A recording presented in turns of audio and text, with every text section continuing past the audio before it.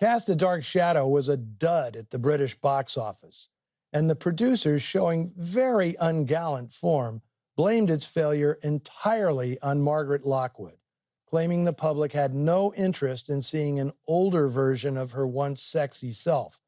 Lockwood was 39 when she made this film, and she was so dispirited by the public and critical rejection, she wouldn't make another film for more than 20 years. Which just goes to show how utterly off-base people can be when passing critical judgment. The character of Frida Jeffries is the most unconventional and intriguing aspect of Cast a Dark Shadow. She's a female counterpart to Teddy Bear, but with good humor and a warm heart compared to Teddy's callow psychopathy.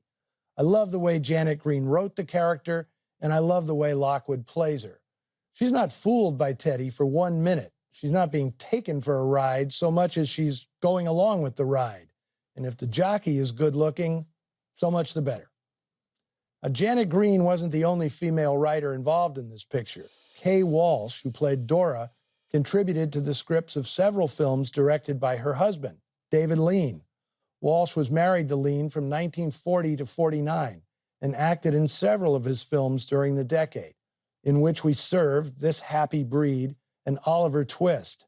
She didn't take many acting roles, saying she considered herself more of a writer than a performer.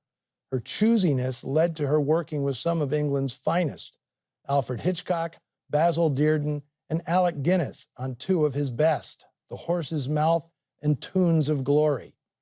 Writer Janet Green went on to create original screenplays for two of the most groundbreaking films in British cinema, both directed by Basil Dearden.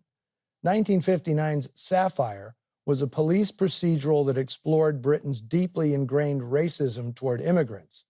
The 1961 film Victim, written with her husband John McCormack, was the first British film to openly address discrimination against homosexuals. The plot revolves around a renowned barrister being blackmailed over his relationship with a younger man.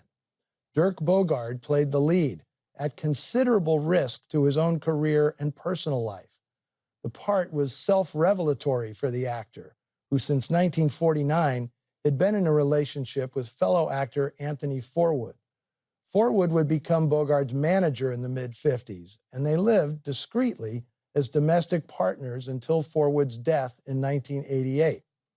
Coming out, at least on screen, ruined Bogarde's reign as a matinee idol, but it launched the most challenging and rewarding phase of his career. He went from being a British actor to being an in-demand international star, working for top-line directors such as Joseph Losey, John Schlesinger, Luchino Visconti, Alain Resnais, and Rainer Werner Fassbinder. He also was a prolific writer, producing 6 novels and numerous memoirs right up until his death in 1999, at 78 years of age. Director Lewis Gilbert lived to be 97, and although he never achieved great critical recognition in his lifetime, his resume sparkles with popular successes.